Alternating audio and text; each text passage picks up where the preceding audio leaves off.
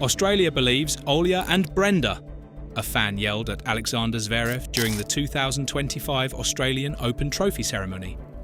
The yell cut through the crowd's applause, a direct reference to the two women who have publicly accused Zverev of domestic abuse. Zverev, standing beside his opponent and holding the runner-up trophy, smirked slightly and responded into the microphone. "Good for her. I think she was the only one in the stadium who believed anything in that moment." But was she? The first major crack in Alexander Zverev's carefully crafted public image appeared in late 2020 when his former girlfriend, Olga Sharpyvoa, came forward with unsettling allegations of domestic abuse. What began as cryptic posts on Instagram quickly escalated into detailed interviews in which she accused the tennis star of terrifying physical violence.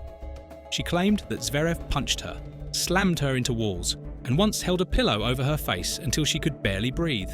Incidents, she said, occurred in cities like Monaco, Shanghai, and New York, while the tennis world looked the other way. Despite never filing a police report, the weight of her testimony forced the ATP, for the first time in its history, to launch an internal investigation into a player's conduct. Zverev denied everything, insisting he would be exonerated.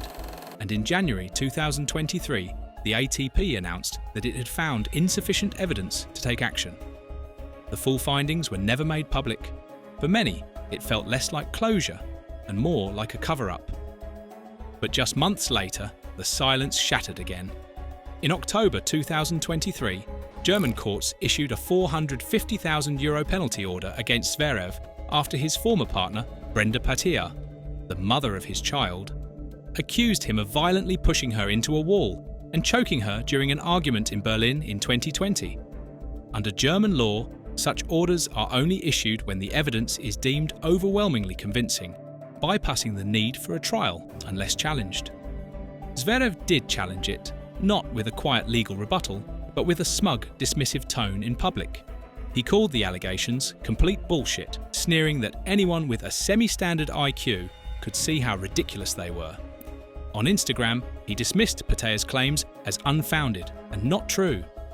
In the months following the explosive allegations, Zverev's legal team fired back with a statement claiming a medical report had dismissed Brenda Patea's accusations as incomprehensible and contradictory, doubling down on the tennis star's complete denial of any wrongdoing. Then, just before the scheduled trial, came an unexpected twist: a settlement.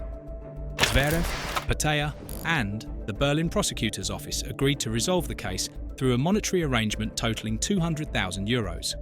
€150,000 directed to the state and the rest to non-profit organisations. The court was quick to clarify.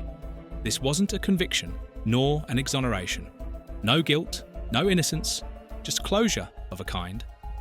Zverev's lawyers framed the deal as a pragmatic decision, a move to accelerate the process for the sake of his child. Zverev, meanwhile, coolly announced he wouldn't attend the trial and that it would have no effect on his game.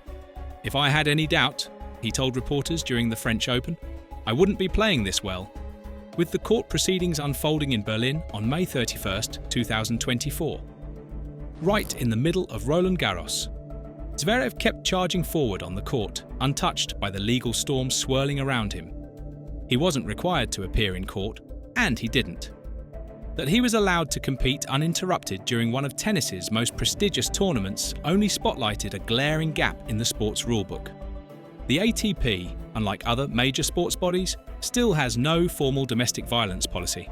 And yet, even with the backlash mounting, Zverev wasn't just competing. He was rising in the ranks of tennis governance. In early 2024, he was elected to the ATP Player Advisory Council, a position that grants influence over the sport's direction. The appointment, coming just months after a Berlin court deemed there was enough evidence to impose a €450,000 penalty, outraged critics and left many asking how the tennis world could continue to turn a blind eye. At the 2024 Australian Open, when a journalist bluntly asked if someone under such serious allegations should really be advising the direction of the sport, Zverev shot back, "Why would it not be?" He added, "Nobody has said anything to me. I don't have a reason not to believe that." And that, for months, was the prevailing silence.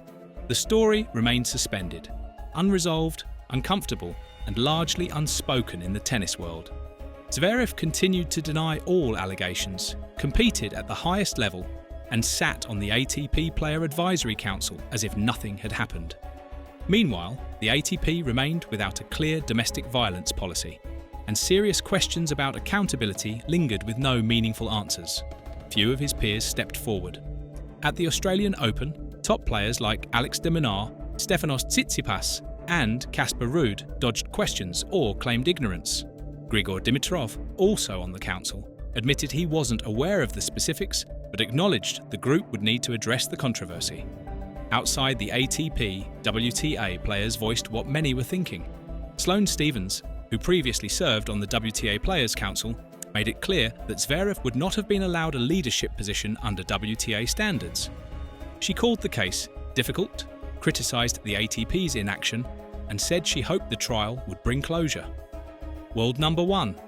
Iga Swiatek echoed that sentiment, saying it was disappointing for someone facing such charges to be promoted, even as she admitted she wasn't in a position to judge.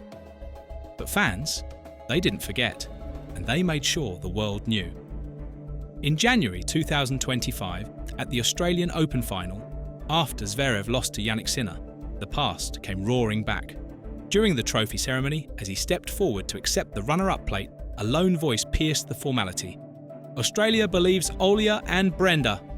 It was a jarring public reminder that for many, the shadow of these accusations still hangs over Zverev's legacy, and that the silence from tennis's governing bodies is far from forgotten.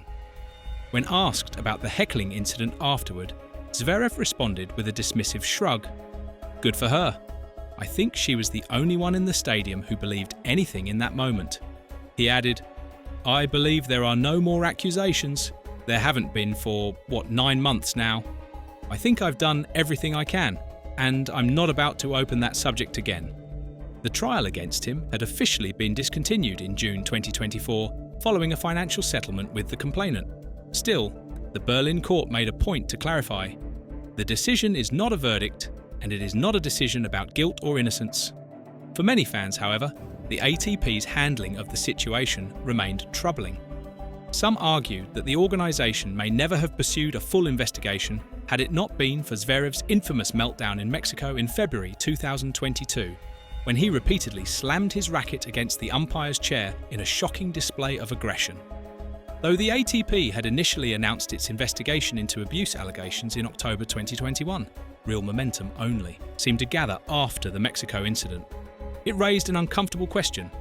Did it take a public act of violence for tennis authorities to treat private allegations seriously? The message, to some, was chilling, that off-court behaviour mattered only when it spilled onto the court. We may never know the full truth behind the accusations that have shadowed Zverev for years, but their impact is undeniable. Today, Zverev is one of the most successful and recognisable players in men's tennis.